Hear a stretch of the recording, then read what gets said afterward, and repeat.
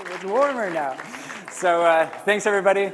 Today I'm going to be talking about 3 product-led strategies that I use to generate over $1 billion in self-serve revenue for our clients. And so I am going to try and blast through everything, but I want to give you a little hint. Yes, if you know me, I wrote the book on product-led growth. This is going to involve a little bit of product-led growth in order to get that amount of self-serve revenue. But here's the thing. Product-led growth, it's only half of the story, which is why I'm here, because after writing the best-selling book on product-led growth, helping over 400-plus companies implement product-led growth, and working with some amazing Fortune 500 companies that I just can't share, I have identified that there's this one big idea that if you embrace this, if you embody this in your business, it's going to make the biggest difference when you try and build a PLG motion. But I want to just share a bit of the backstory of, like, how did I find out about this? So this was about last year. I went through all 324 plus of our customers, and I was like, okay, let's look through everybody we've helped. I'll go through their websites, talk to the founders, talk to everybody we worked with, and see what separates, like, the good results from the people where it was like, hey, like, you tried to implement PLG, it just didn't work out. Like, what happened here? And so I realized, I was like, okay, 80% were senior product folks, which is, like, fantastic. That was our ideal customer profile at that time. And so I was like, okay, that's interesting. Now, 20% of them were founders. So I was like, okay, smaller subsection, but interesting. And then, question for you. Out of all of this, like, data, so which group do you think, like, generated 80% of the results? Founders. Yes. Now, why do you think that would be the case? Because we're just faster at doing stuff. They're faster at doing stuff, but we experiment a lot more. they experiment a lot more. Anybody else have any other ideas? Better looking. Yeah. Totally. So you're all onto something here. There's something going on about what founders do differently when they're thinking about, how do I actually implement PLG into my business? And so we'll get to why. But the main thing here that I realized is that when I started looking at all of the product folks that were implementing PLG, they're kind of doing what I call surface-level PLG. And tell me if this sounds familiar. I'm sure none of you are doing this, but this is what I see a lot whenever it comes to PLG, is you're kind of focusing on, like, 4 things. There's, like, your model. It's like, is it a free trial? Is it a freemium model? What's our pricing like? Okay, we got to make something transparent here. Our onboarding experience, and then there's, like, okay, of course we got to have an offer or something to promise people. And so, does any of that sound, like, familiar? Like, yes, I've done that. All right, no worries. This presentation will be insanely valuable as a result. So this is what happens. The product folks forgot everything that supports PLG. And so what exactly is that? Well, I call this thinking about PLG as a product thing versus just a company thing, which I totally get, because it's like, what is it called? Product-led growth. The product thing is a big piece of this, right? Yes, but it's more than that. So everything below the surface is what we identified as, actually, that's the 80-20 of this. If you don't actually focus on, like, how does this free thing actually connect with our overarching company-level strategy of how we're going to win? Or do we actually have the right team that has the right capabilities to do this? Or do we have the right product data to understand, like, what the heck is going on in that product? And so we identified that the companies that actually saw a lot of success with PLG, they were actually building everything below the surface, which I call your product-led organization. And so the kicker here is, if you think about, like, okay, I want to do PLG, that top-level thing, those first 4 pieces, your product-led growth motion will only be as strong as your product-led organization to the bottom that supports it. And so that's really what I'm going to drive home today. And what we're going to go through today is what I call the product-led system. This is a little preview of the book I'm working on. And little update. 5 of you are going to get it for free today. So yeah, before it's even released, which is going to be fun. So I want to share 3 of the product-led strategies out of the 9 that are going to be insanely helpful for you to actually build a product-led organization. And these are going to be really great questions for you just to think through and really refine your product-led strategy.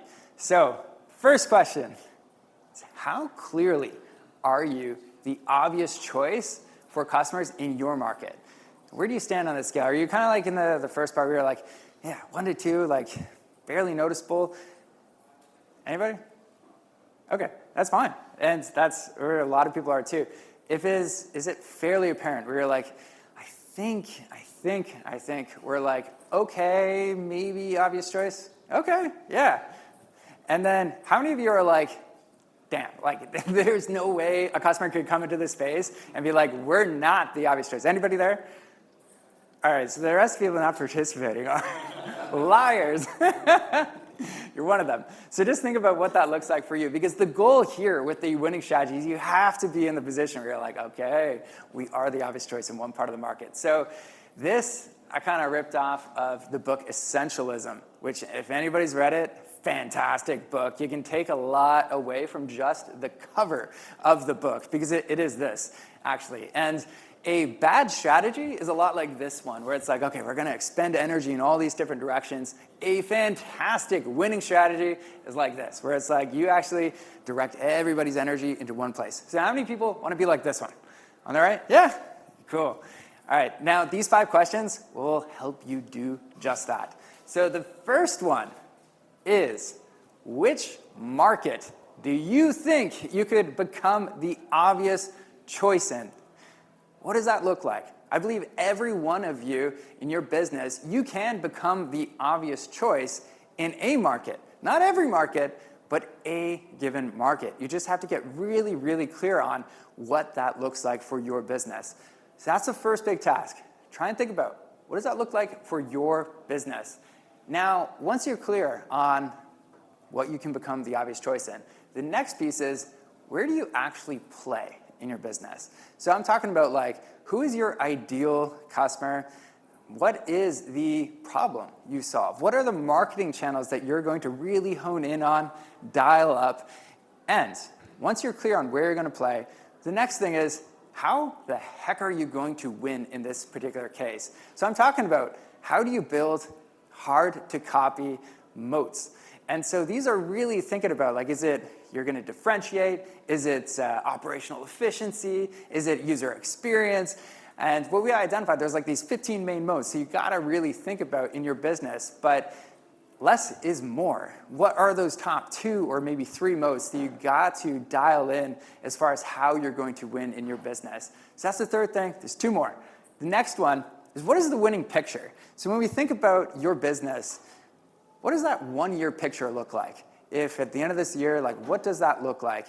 And also your quarterly picture, like the next 3 months, what does that look like? What are your top initiatives? What does that winning look like for your specific business? But more importantly, what is the end game for your business? Does your entire team know? Or is it just kind of something for you as a founder? You're like, yeah, it's this, exit, make all the money. But what does that winning picture look like for your business? And then the last thing is, what are some of those strategic choices you must make? And back to that first slide where it was like energy diffusing in all these different directions, the really big thing is, a lot of times when we feel like friction as a founder, we're like, yeah, we're trying to do so many things and all this stuff, it's usually a result of we haven't made a strategic choice there. We're trying to do too many things. We're trying to focus on too many different kinds of customers. We have too many kinds of products.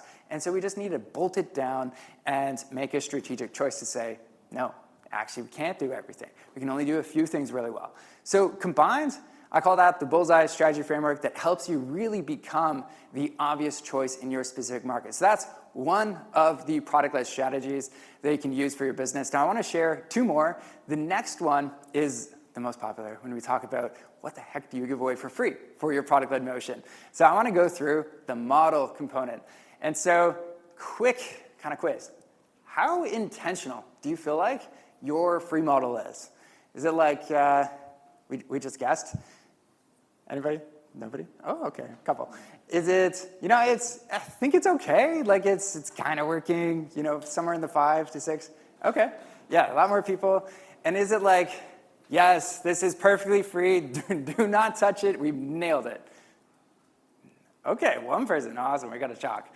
All right, so this is so interesting because when it comes to your free model, a lot of times I encounter myself in this boat too. It's just I just guessed my first time. I was thinking about what to give away for free. Competitors had a 14-day free trial. We're like, great, us too.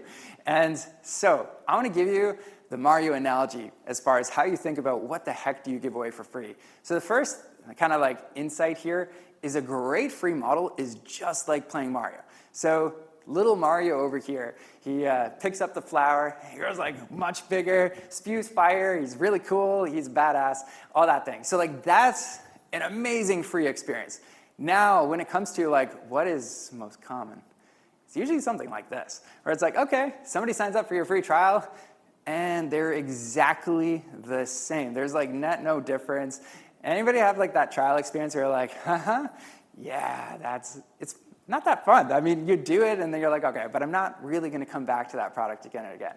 So this is the golden standard. This is what we want. We want people to actually pick up that flower and actually level up. They're able to do something that they weren't able to do before. They can actually attribute like a meaningful difference in their life between your product, signing up for that free product, and actually doing something. Now, if you're like, usually this happens to VC-backed companies, there's the other alternative where it's like you go way too far on the spectrum of what you give away for free. You just give them everything. They beat the whole game. They have no reason to upgrade. This was me with Evernote. I was like a freeloader user for 8 years before they ever got me. And that's because they just gave me all the features for free.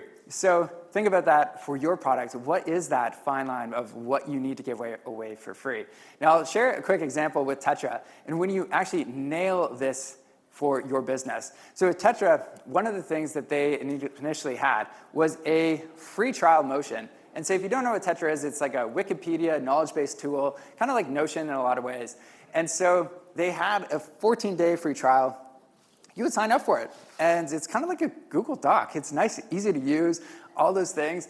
But then if you just play around with it for 14 days, how different is it than like a Google Doc? You don't really get the value of a Wikipedia tool for your company until you actually start sharing it with a new employee, onboarding, or something like that. And so people couldn't actually get the value out of Tetra. And here's the kicker, and the main kind of takeaway when you think about what do I give away for free, is your product's core value needs to shine.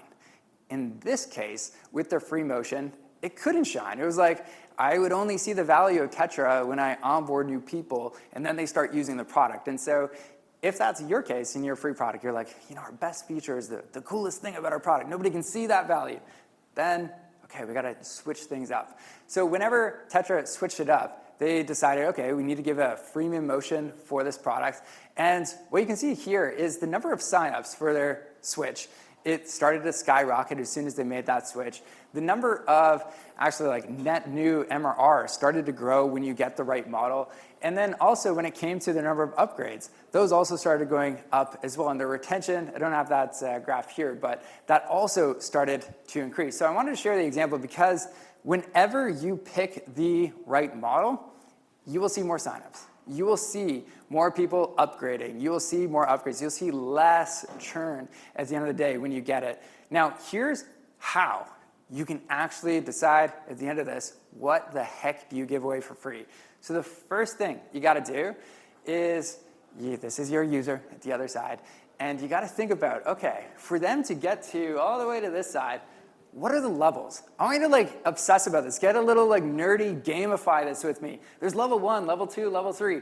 Break down like, okay, for that user to ultimately get to success, let's like chunk this down into a few different levels. What does that look like for them? And so once you do that, you kind of say, okay, level 1, you're able to do this. If it's Canva, you make your first graphic. If it's like level 3 for Canva, it's, you're adding the rest of your team on board, you're creating your brand assets, all that stuff. So you create those levels.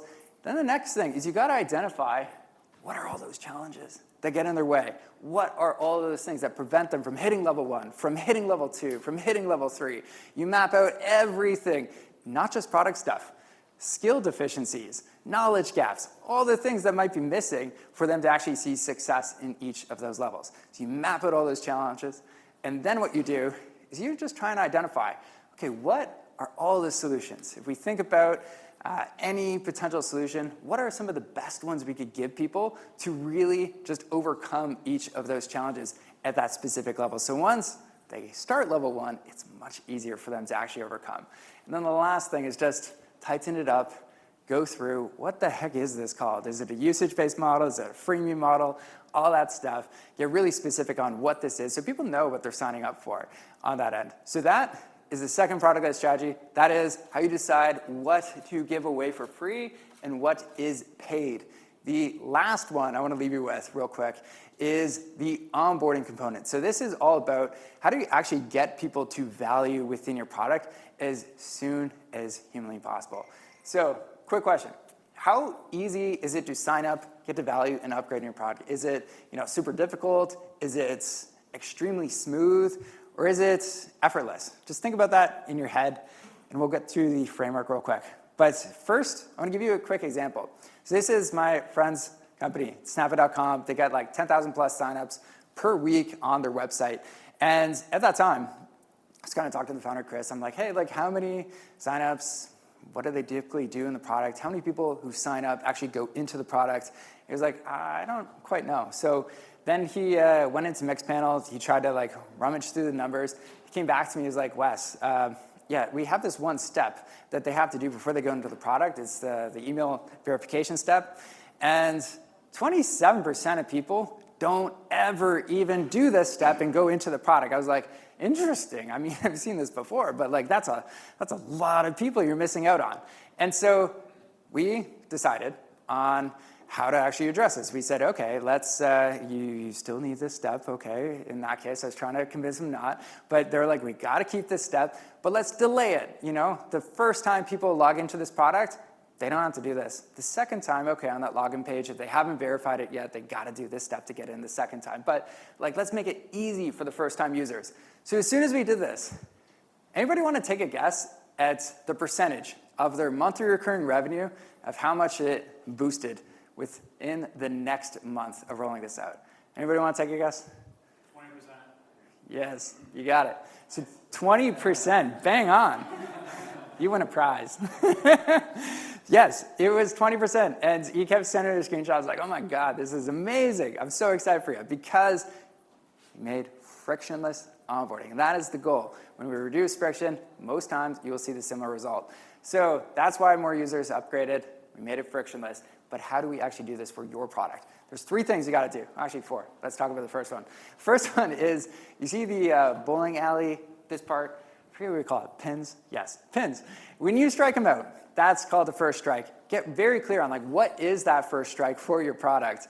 And the next thing is you got to do is build a straight line. So this is a really fun activity to run with your team, is what I love to do. I get everybody in one team and say, all right, here's the game.